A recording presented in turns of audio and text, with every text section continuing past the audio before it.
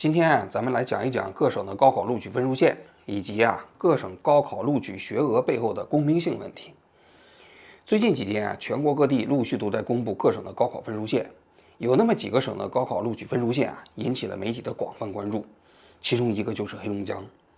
黑龙江今年的高考录取分数线非常之低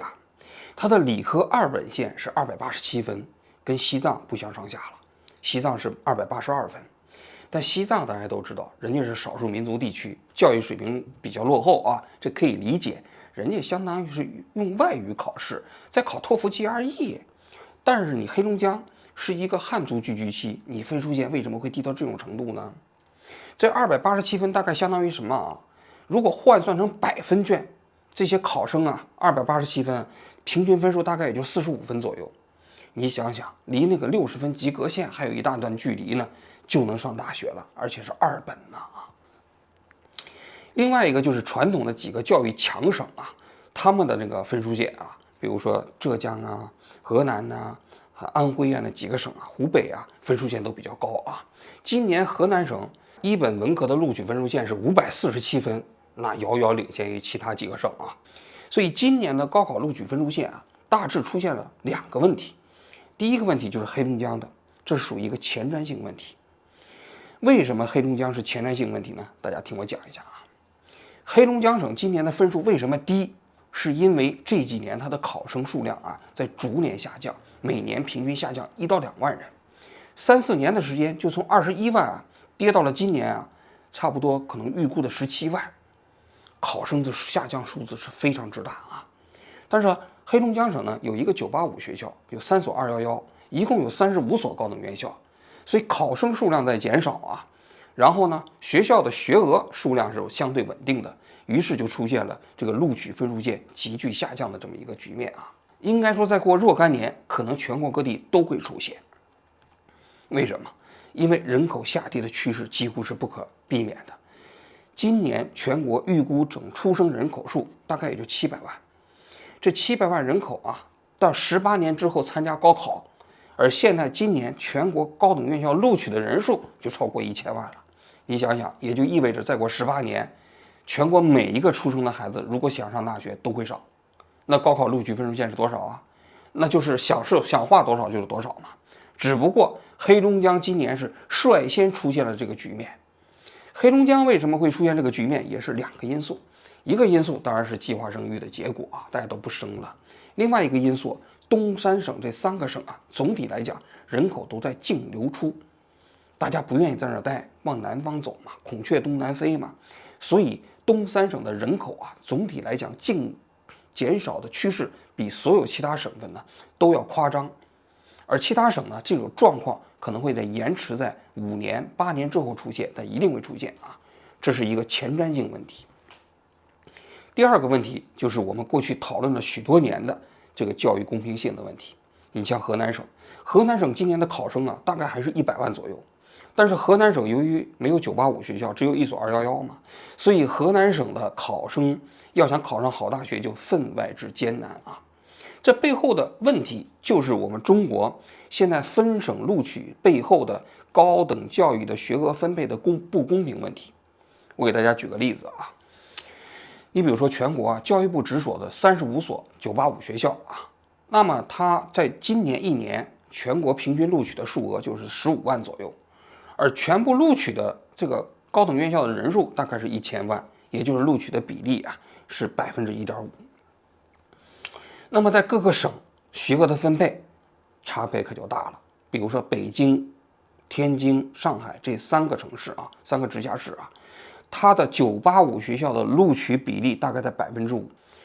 那么最低的那就只有1%，像河南差5倍，平均也是差3倍。那具体到一些特别好的大学，那差别就更大了。比如说北京大学，大家都知道北京大学在北京每1万名考生中间录取的人数是67人，在上海是4个人，在河南就只有1个，在贵州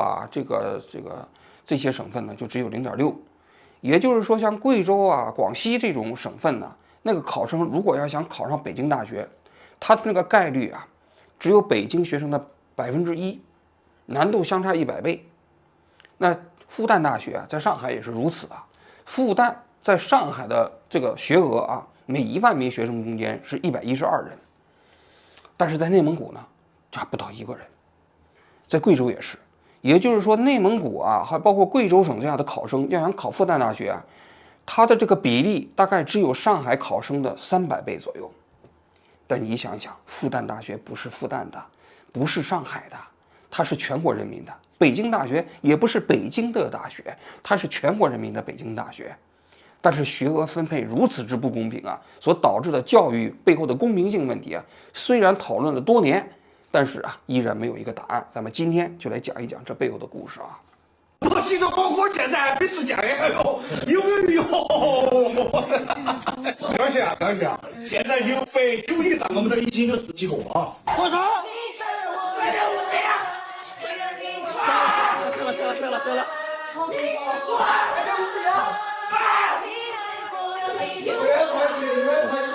不能过来。首先，我们来讲一讲中国的这个高考学额到底是怎么分配的，又是怎么形成的啊？解放前这个民国时期啊，中国的高等教育啊，基本都是各个学校自己来独立招生，有的是几个学校联考。刚建国的时候，一开始也搞了2、3年，沿袭民国时期这种做法啊。但从51年、52年开始，大家都知道就有了院系调整。这院系调整啊，有2个原因。第一，就是中国共产党要打破过去国民党办学的那样一个利益格局，因为民国时期啊，有大量的这些学校都是综合性学校，很少有专科类学校啊。那么另外一个背景就是当时的中共的高等教育体系开始全面向苏联学习，而苏联的这样的一个高等教育体系啊，它就不是以综合性大学为主，它有很多专科性学校、专门类的学校，比如说航空大学，比如说农业大学，比如说师范大学，比如说什么音乐学院，比如说什么粮食学院、重型机械学院，这些学校它培养的都是专门人才。有很多学校非常非常专，比如说西安有一所学校叫公路学院，那它是专门是搞这个交通的嘛，而且还专交通中间连铁路都不搞。那这套体系是苏联这个高等教育模式中间的一个特点，它就是培养这个学校的专业人才，它不太注重通识教育啊。所以当时在50年代初就开始了这个院系大调整，比如北京大学，你原先不是有新闻系吗？调整了，就调到了这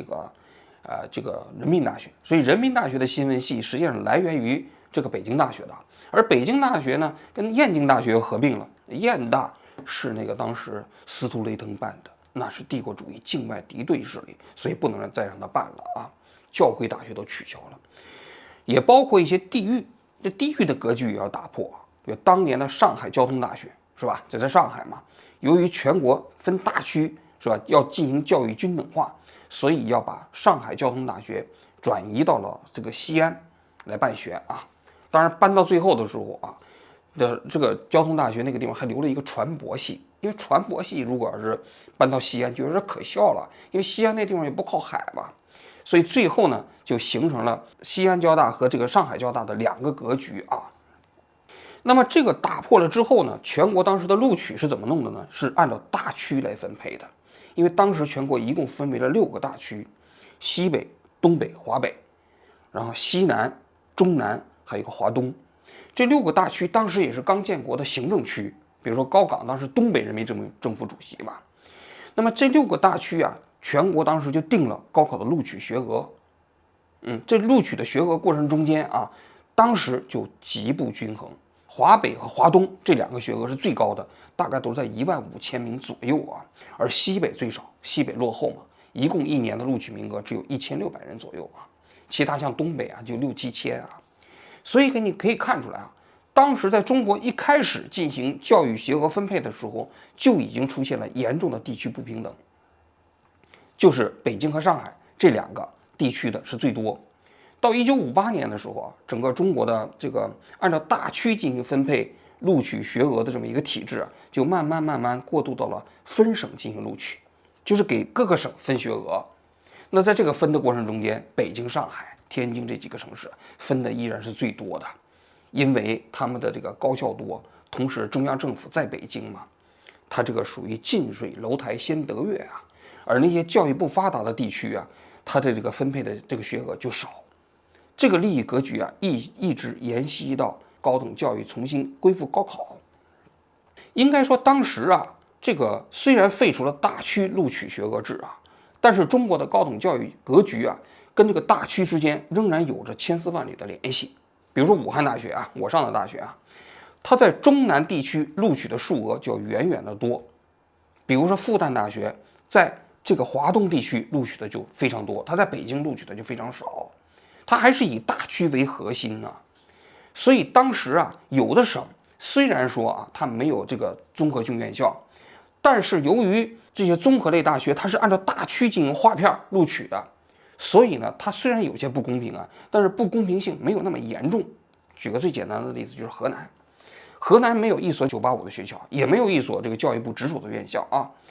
但是河南的考生，如果你要是考得好的话，你可能就近上武汉了，因为武汉是中南地区的核心嘛。那武大啊、华工啊，在河南录取的人数就比较多啊。但是大家依然在讨论就是北京、上海、天津这几个城市啊，分配的学额太多了啊。但是这个问题啊，到了2000年左右啊，就变得变本加厉。为什么呢？大家都知道啊，一方面就是中国的高等教育当年是没有钱嘛，所以教育部的35所学校啊，在98年的时候就全部下放到各省，要求叫省部共建。所谓省部共建呢，就是说全国的这35所高等院校里，只有北大、清华这2所学校啊，由教育部直接拨款，保证全额拨款，其他所有的教育部的这个直属院校都由省级行政机构跟教育部共同来投资。你比如说像浙江大学，1年14个亿，那就是浙江出7个亿，教育部出7个亿。但浙江出7个亿的时候，浙江就要提条件了。那既然我给浙大贡献了1半的教育经费啊，那你能不能在浙江省多招一些学生啊？那你浙大你恐怕也不好拒绝吧。所以慢慢的在省部共建的情况下，各地的这个地方利益啊，就慢慢的开始侵蚀这些全国重点高校的录取学额问题。尤其是在全国的疯狂大扩招之后啊，这个高等学校录取的人数啊，在10年左右的时间，差不多膨胀了7、8倍。整个录取的人数多了之后，高等教育需要钱呢，需要钱，地方贡献的比例越高，它要求的数额就越多，就导致了这些全国重点院校在属地上啊，它所占的考生份额差不多都达到了30%。比如说武汉大学在湖北省录取的数额在30%，北京大学复旦大学在北京和上海录取的比例差不多也是30%，那这就极不公平啊！你想想啊，北京它是全国的北京大学，对吧？复旦是全国大家共同用纳税人养活的这样的一个复旦大学，而且它的教育资源是教育部直接赋予它的。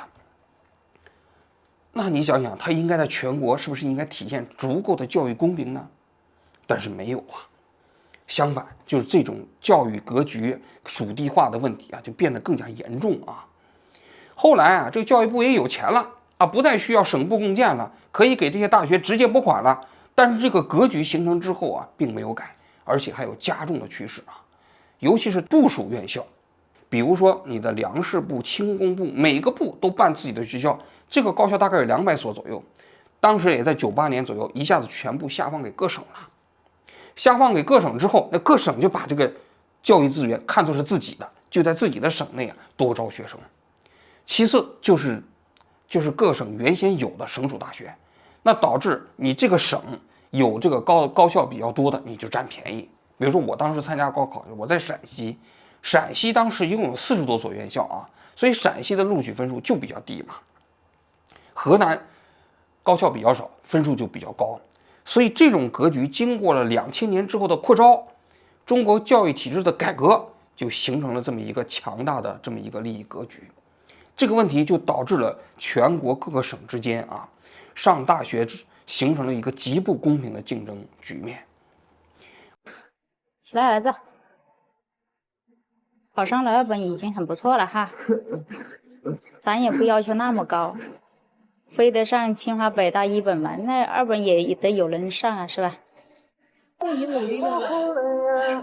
没关系的，你扎实努力。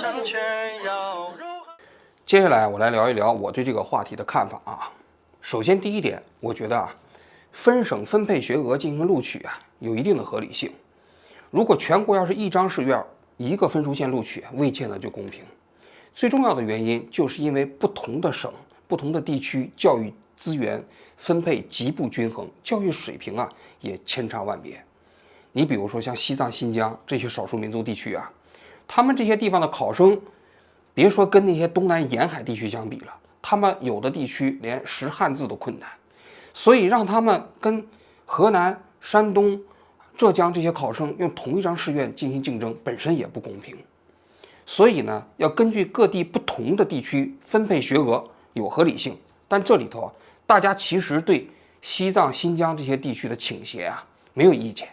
最大的意见是什么？是北京、上海、天津这几个地方原本教育资源就比较丰富，原本教育水平就比较发达，但是呢，他们的录取分数线呢却常年比河南、山东这些地区要低得多，他们的录取的学额要高得多。这个实际上就不是在弥补教育资源的这种不均衡问题，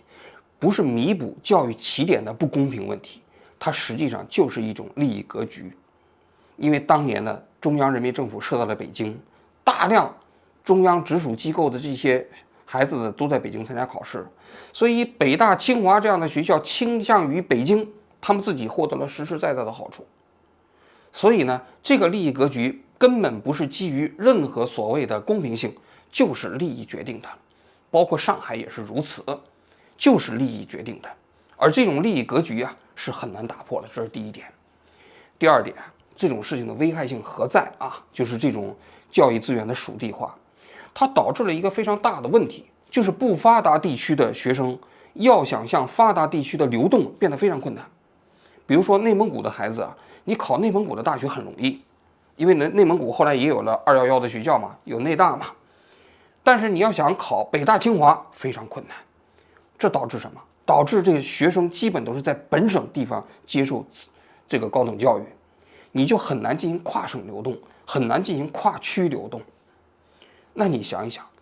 那个不发达地区的学生啊，流动到发达地区接受高等教育本身呢，也是非常重要的教育均等化的一个过程啊。如果一个内蒙的考生，他去接受了北京大学的教育，接受了清华大学的教育，他将来就业啊，就算回到内蒙古，他实际上对内蒙古这个地方的教育的均等化也有非常大的好处。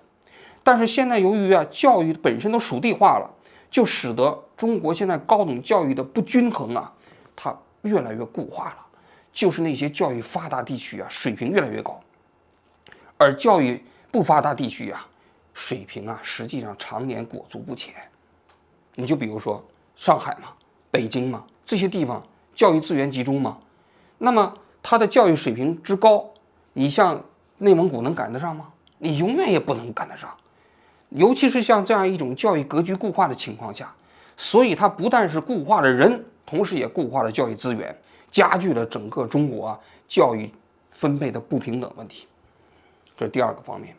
第三个方面，就这个利益格局到底应该怎么打破啊？在中国实际上是无解的，因为这个在10年前左右啊，由于这个省部共建这个体制慢慢的就淡化了，因为中央政府也有钱嘛，但是所形成的格局并没有轻易的这个被取消。这中间中央政府教育部啊也搞过一些尝试，比如说中西部考生啊这个特别招生计划啊，但是最近一些教育工作者进行研究，发现属地化的这个情况，你用宏观数据去分析，不但没有减轻，反而还进一步加剧了。为什么？在我看来，就是整个这样一个学额分配体系啊，它缺少一个公开透明的机制。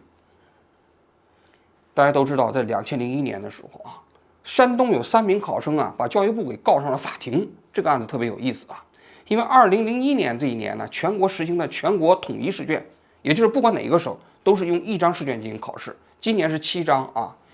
那么1张试卷考试的结果，大家不同的省份划分数线，结果全国人民看到这分数线的时候，一下都不干了。那一年北京的分数线比山东要低120分，比河南这些都低100多分。那你想想，同一张试卷呢，你在北京可以上重点大学，但是在河南可能连一个普通大学都上不了，连2本都上不去。于是呢，在山东啊，青岛有3名考生就把教育部给告上了法庭，他们觉得不公平。这3名考生中间啊，其实他们的分数啊，在北京要么能上2本，要么能上1本，但是在山东省，他们就只能上个电大。后来就在律师的这么协同下，他们就到了北京，准备到最高人民法院递交诉状，状告教育部侵害了他们的教育公平权。我至今还记得啊，他们到了北京之后啊，先到了天安门广场看升旗，然后呢就到最高人民法院去递诉状。递诉状的时候啊，最高人民法院呢竟然没有窗口可以接诉状，说你们去到那个信访办公室去递交。他们说我们根本不是在做信访，我们是要起诉，我们要起诉教育部。但是呢，最高人民法院就是没有这个窗口。最后被逼无奈，这3名考生最后是以特快专递的方式把诉状邮寄到了给这个最高人民法院。这个案子当时在全国影响非常大，大家都在关注最高人民法院如何处置这个案子。几天之后啊，教育部就给这个考生打来电话，说这个案子我们不能接。为什么不能接呢？因为属地管理啊，你们的教育权呢，应该在山东省，你们应该在山东省去起诉教育部去，所以最高人民法院不予立案。当年这个案子，当年全国讨论非常多，讨论的就是2点。第一点，中国的宪法规定每个人有平等的接受教育的权利，这个能不能成为诉讼的理由？第二点就是高考的分省学额分配和录取的问题，是否可以通过诉讼来解决？事实证明啊，这2点都没实现。后来这3名考生呢都撤诉了，也就没有继续诉讼了啊。我在看这个案子的时候啊，我经常在想啊，中国和美国啊这个社会进步啊，最大的区别就是美国大量的社会进步是通过诉讼解决的。其实美国的这个高等教育在录取过程中间也存在着一些不平等的问题啊，比如说最近就有一些华裔在状告哈佛大学，哈佛大学你虽然说是私立大学啊，但你录取的过程中有意歧视华裔。所以这个案子一直打到最高人民法院，那最高人民法院一旦裁决，那就变成了社会进步的这么一个台阶。但是在中国你会发现了吗？由于法院，由于这个司法制度在社会过程中间，它的地位啊本身无足轻重，他们决定不了中国的高考学额分配问题。所以啊，在中国的社会，你可以看到了吗？这些制度本身的建立，包括存废，都不是法院可以决定的。都是通过这个政府来进行分配的。所以当政府不想进行这种改革的时候啊，即便全社会你都看到了这个不平等，大家都知道这个不平等，你也没有办法。所以你就可以看到了，中国的高等教育啊，这个高考录取学额问题已经积累了几十年，越来越严重，到现在也没有办法解决。那这个问题将来能解决吗？我觉得啊，在有限的我们能够展望的未来啊是没有希望的，只能通过什么呢？人口逐渐减少，高等教育之间竞争逐渐加剧，慢慢的缓解这个问题。也许啊，等到中国的孩子出生啊跌到500万以下，可能啊这个综合性大学的竞争就没有现在这么激烈了啊。到那个时候，他们才会考虑到这样的一个分配体系啊，是不是该重新调整的问题了。说到底啊，就是大家少生点软肋，然后呢，才能逼迫他们进行改革。好，我今天就讲到这里，谢谢大家。